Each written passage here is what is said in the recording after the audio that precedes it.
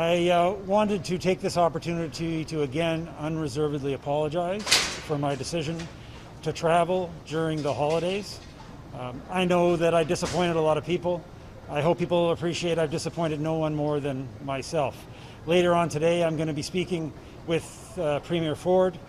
I know that people are understandably angry about the situation. I do hope to be able to regain their confidence in the days and weeks and months ahead. I'd be happy to take your questions. Yeah, Mr. Welcome home. First off, as you can imagine, there's been a lot of people talking about what you've just admitted to doing. And the question that all of them are asking is, what were you thinking?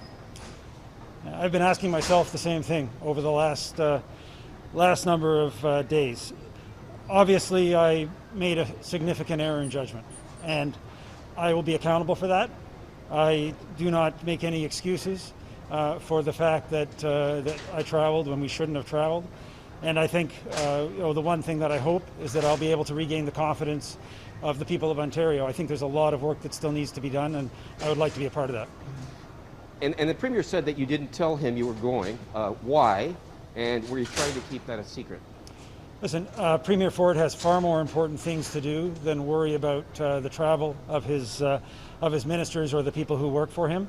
As I said, this was my decision. It was a serious error in judgment. The blame is mine, and the blame is mine alone.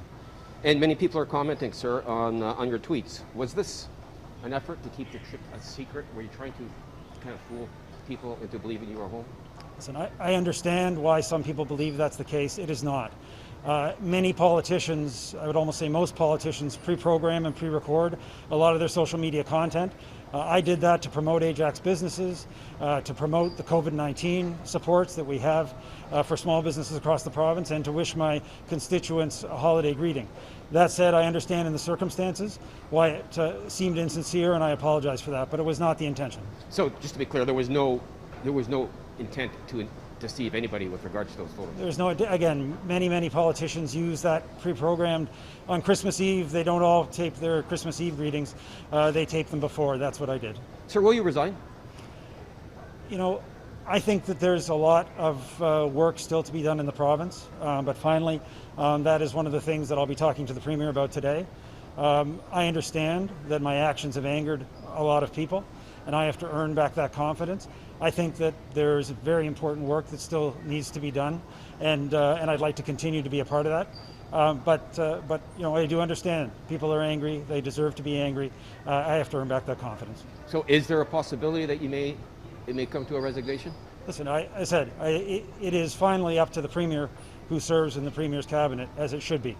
And I understand his disappointment.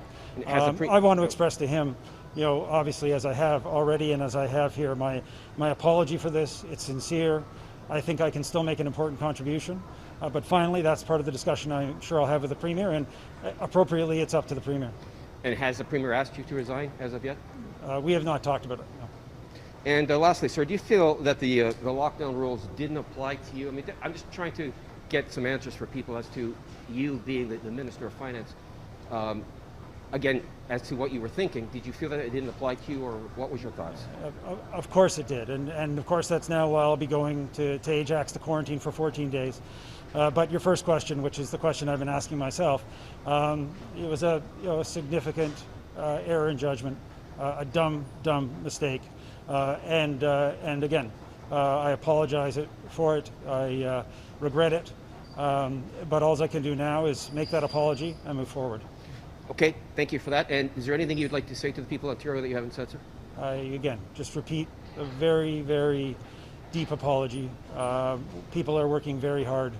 I have to say, because I have the opportunity as well, just having come through customs, it was great to see the Canada border people taking the quarantine information very seriously. I know decisions have been made about moving on to having testing, which I think is a very positive step forward, but I have to just compliment the border officials. I don't think it was just because it was me, but you know, every person who was going through, they were making sure they knew about the quarantine, had filled in their forms. So again, another group of people working on the front lines really hard. We should always thank them. Thank you very much.